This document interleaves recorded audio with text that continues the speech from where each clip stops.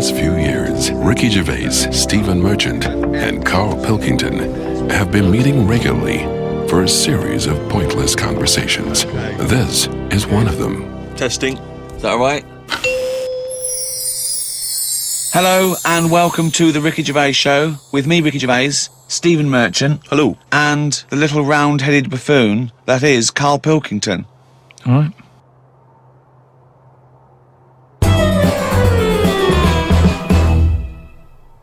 Do you know the other week when I came up with like a different idea of how we can sort of make the world run and that?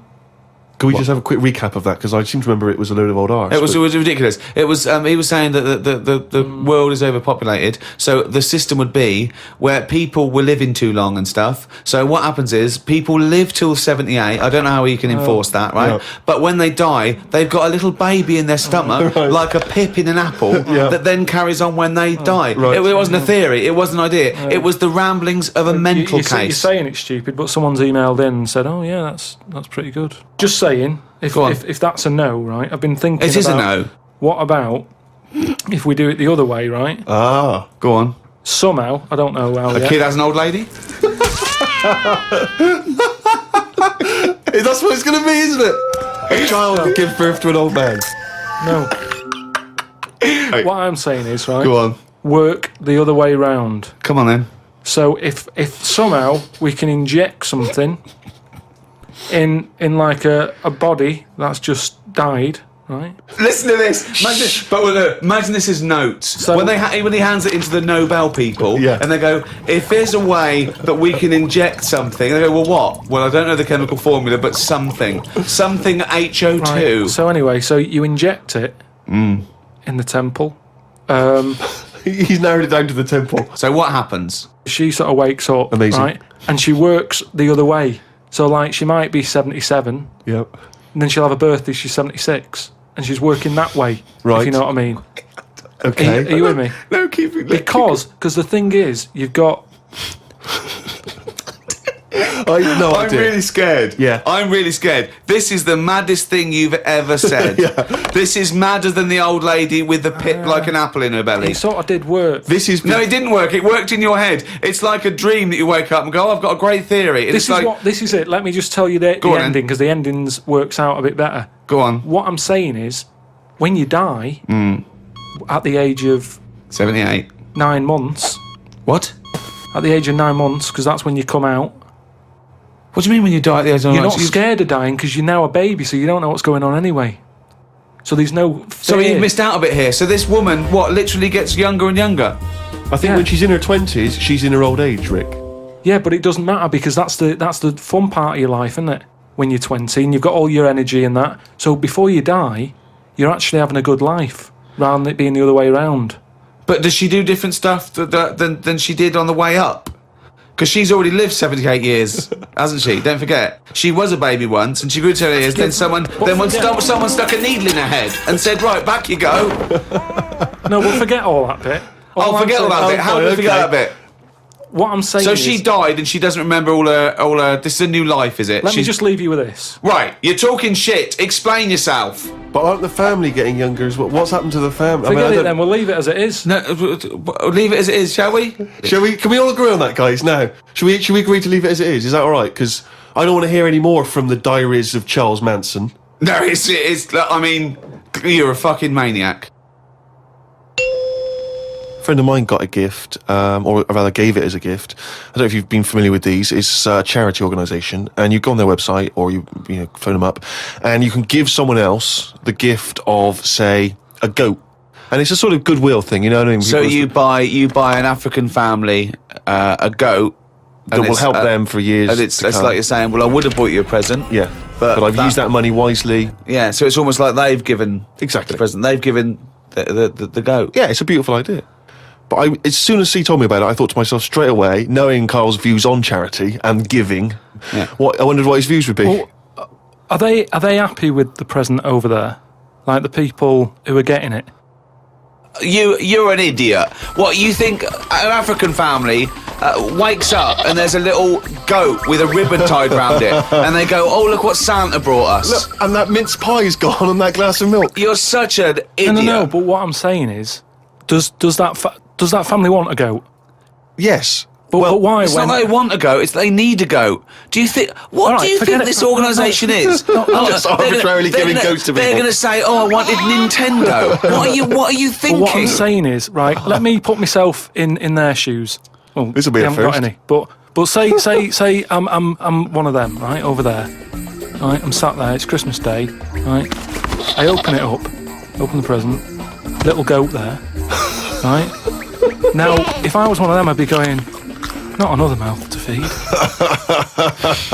At the end of the day, there isn't enough food to go around for themselves, never mind a goat.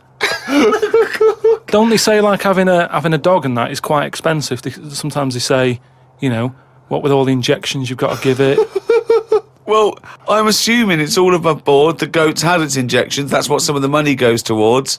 It's just a way of redirecting cash. But the thing is, why do they want that goat? What's the main reason? What does a goat give you? Milk. Right. Now, wouldn't it be easy to just send them a bottle of milk? Without all the hassle and the headaches that come with it. That's all I'm saying. And the other thing is, think about the goat. That was happy over here.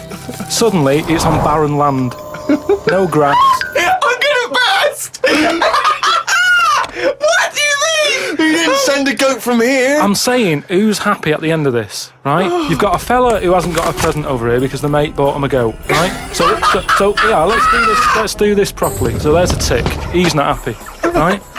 Then you've got the person who's opened it, who, like you said, wanted something else, right? It's a goat. They go, who's going to look after this, right? So tick, they're not happy. And then you've got the goat going, what am I doing here?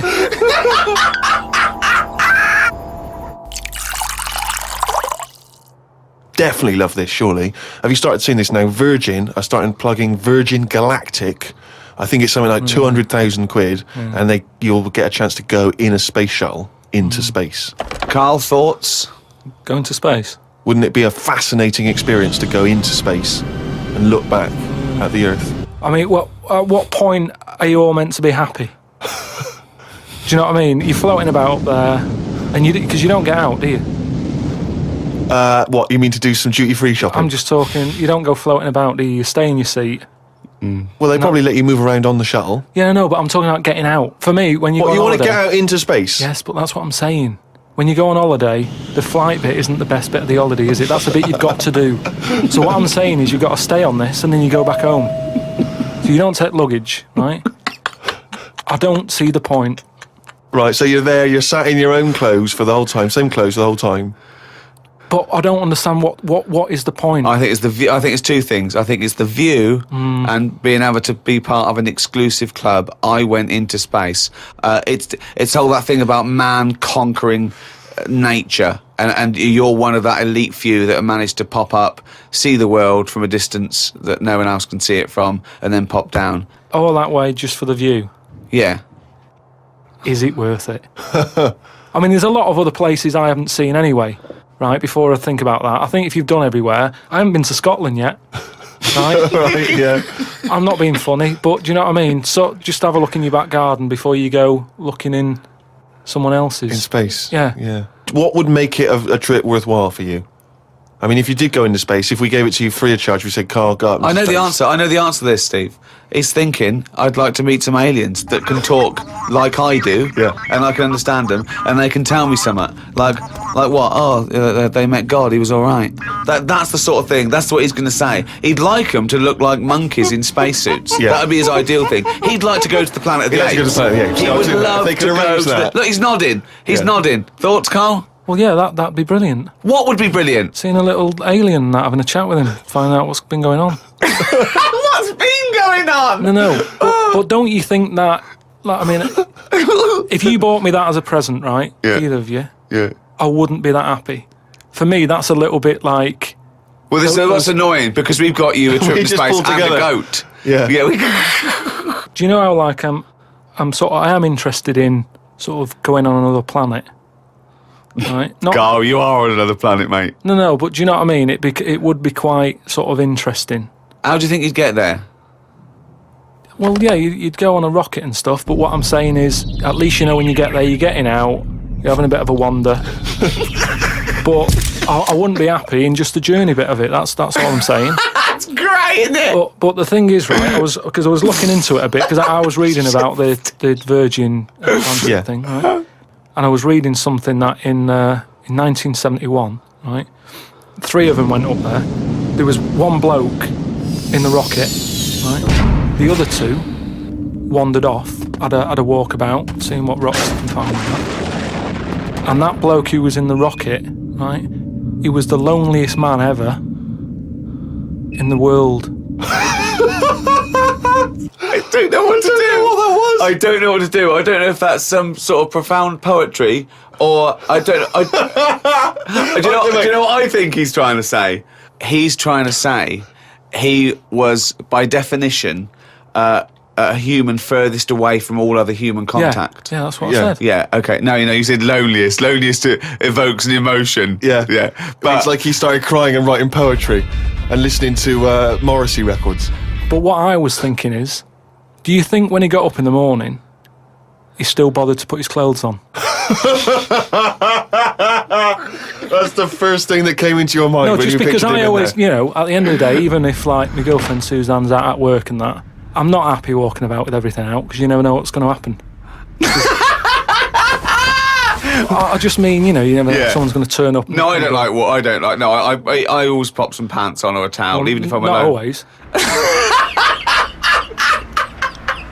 Because I've knocked on your door when you've been stood there with. No, he's taking his trousers off. I did it especially knowing that you were there. I've done it especially to annoy you. Oh, right. Yeah, so. But do you know what I mean? Do you think he was walking about the rocket with his tackle out, or did he go, well, no one's watching here? Do you reckon it floats up or down? Well, if you are the man who was up in a space rocket and was for a short period the loneliest man in the world, we'd love to hear from you. We'd love to hear what you did with your time, how lonely you felt, and also did you float around with your cock and balls out? Carl, if you could have a superpower like Superman, what would your superpower be? Can I suggest consciousness? Yeah. Can I have the power of thought? Remember, you've already got opposable thumbs. So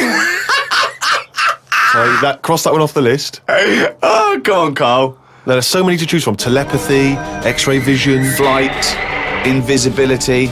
Choose it wisely. Strength, intelligence. But why have I been picked? Oh, for God's sake! No, but I'm just saying. It's Rob's question for you. But I'd just say, does anyone else want this? Or, do you know what I mean? Oh, No, what do you wish you could do that's impossible is the question? What? What do you mean? Because with that comes a responsibility. Is what With I'm saying. enormous power does come great responsibility. So, would you like Spidey senses? Is that what you're saying? Come on, Carl. You know what these superheroes because they can. I know, but it always freeze they're, things. They're never happy, are they? Do you know what I mean? Spider-Man that wanted to tell that girl that he could climb walls and that. He's like, I can't. Superman never told Lewis and that. Who's Lewis? Who's Lewis? Who's Lewis? Yeah. It's just a pen pal, Superman's. Lewis, his little secret chum. Yeah. All right, Superman. Hello, Lewis. What are you doing? Superman. Who are you? I can't tell you, Lewis. Brilliant. Hulk. He wasn't happy. Hulk, he wasn't happy. It's true. He's got a theme. He has got a theme. There's not many happy superheroes, are there? Leaving aside the superheroes you're already aware of, what superpower would you want? You don't have to fight crime with it, Carl. Let me remind you of some of the other things. Invisibility. All the time, though, or can I sort of turn that on and off? Let's say you could turn it on and off. Would that interest you? Yeah. I'll have that. Right. Okay, and what would you do with this power of invisibility? Just sort of wander about and just not get seen. It's a brilliant power. It's a brilliant, and it's put to such brilliant use. It's brilliant. Well done. And why would you want to walk around and not be seen in that? What would you gain from that? Don't know. You could sort of go in shops when they're shut, so you don't have to go. How would you get in? Just get in just before they lock up. Oh yeah. How would you get out? Wait till the morning. Brilliant. So hang on. So that's your use of invisibility. They found the power of invisibility. You want to sneak into. Never mind. No, hang on. You want to sneak into HMV, right? Wait for 12 hours and then buy something. I love it. Just so that you don't have to be in there with other people. Do you know what? I don't want it. I don't want a power. Why not? Because I just don't think it'll do me any good. I think it's more of a hindrance. I love this. It's like, just think of his presents. We've given you a trip into space, and the chance to be invisible. Not happy with any of them. Yeah, what he wants is a voucher for HMV. Yeah. He just wants some tokens for a record shop. Just going through a few more of these emails. This one's from Kent from Nova Scotia, Canada. He says, Carl, he's wondering if you've got any personal mantras that you could pass along. For instance, he reminds us of Ben Franklin's famous mantra, waste not, want not. Who said that? Ben Franklin. What did he do? What was his job? Benjamin Franklin was a well-respected American politician from the 1800s. He was a sort of thinker, a philosopher, a scientist, deeply respected. Also a big political figure. He features on the dollar bill, the $10 bill or something. Yeah. So he's one of the great sort of American Enlightenment thinkers. Right. And he came up with the mantra, waste not, want not. You must know waste not, want not. I mean, that's just... Do you understand the phrase waste not, want not? No, not really, no. What does it mean? I've never used it. It's like... don't throw stuff away because you might need it, and therefore you won't be wanting anything because you didn't throw it away. So he was a bit of a hoarder. If you don't waste food, for instance, then you He's a bit of a hoarder. For God's sake. No, but I'm just saying, he's a man in power. Is that the best thing he ever said? No, I'm sure he came up with many, many profound so things. Why is that one he did experiments in electricity and conducting electricity, all sorts. But that impresses me more, inventing electricity, than someone... He didn't invent electricity. Wait a minute! Don't impress you more than what? Just saying waste not, want not. I don't think it's that good. It's not even catchy. How would you word it? I'd just say, whoa, don't be chucking that out. You might need that later. Don't be chucking that out. You might need that later. Carl Pilkington. Whereas some would argue that waste not, want not is perhaps a little bit more pithy, a little bit more... We should go through great sayings and phrases and say if he could, well, firstly, does he know what they mean? And then secondly, can he improve them? That would be brilliant. We'll do that next time. All right, let's see. Okay, Winston Churchill. Never have so few done so much for so many. What do you think of that? Do you know what that means? I'd just be annoyed if I was one of them who gave a lot for a few or whatever, right? No, gave a lot for so many. If you were one of those few that gave so much for so many, i.e. means these few good men, their actions freed the world. They freed the world. They have an impact on every person in the world, and they were few brave men, and that's what he's saying. Yeah, but what I'm saying is, if I was one of them men who gave up his life, right, I'd want a name check. I don't want to be bungled in with everyone else who is saying a load of blokes gave it their lives. Well done on that. See you later. That's brilliant. Did you just say bungled in? Bungled in, yeah. You made up a word. I don't want to be bungled in. You made up a word. See, that's it, you see. We've been looking for it. That's original. That's Carl Pilkington. I don't want to be bungled in. Right, do you know we've chatted about charities before, haven't we? Sure. Yeah. Done a lot of stuff on that, right? Just coming back from Manchester, right? Got off the train, Euston. Yeah. Right? Got off the train, walking through the busy bit and stuff. There's this fella stood there, right? Good charity worker. Yeah. Right? Nice looking fella. He's got his suit on, a tie and everything, quite respectable and that, right? Look down at his bucket. All money's been put in the bucket and that, right? On the front of the bucket, right? It says collecting for the homeless at Christmas. Now, why can't they do that? What, the homeless? The homeless people. Why is some fella taking his time out, right? His own time where he could be at home. Why? Some of us have got homes to go to. Yeah. Why? Do you know what I mean? What do you think? Just give them the buckets? Well, what are the homeless people doing whilst he's doing that? Is what I'm saying. What have they got on the timetable? Cut out the middleman. Cut out the middleman. What would prevent a homeless person and an entrepreneurial or homeless person just getting a bucket and writing that on there themselves? Could I suggest something? Hunger, some drug addiction, traumas, often mental illness, just possibly too depressed to get up, put a suit on and go to Euston Station with a nice bucket with some writing on it. And then, right, I was thinking about that, right, and I was walking down the street in London with Suzanne, saw a little homeless, well, I didn't see the homeless bloke, right, I saw a leg, right, sticking out of a doorway.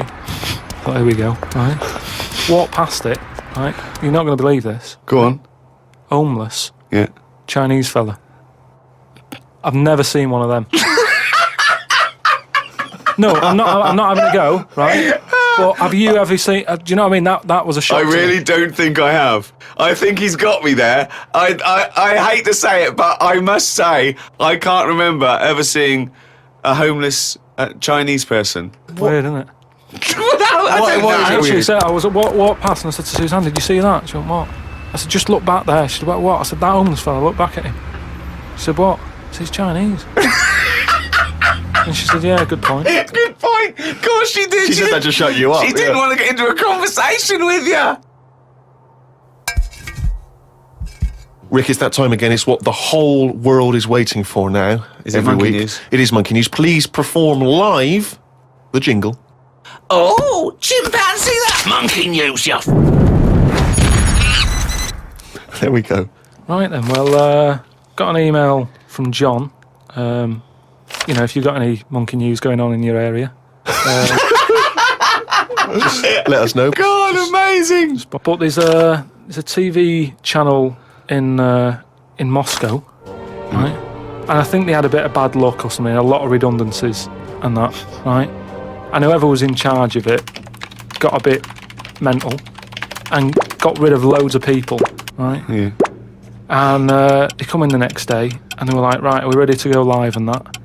And someone comes running in with a clipboard saying, we haven't got any people left, right, to present. Such nonsense. Right, tell you what.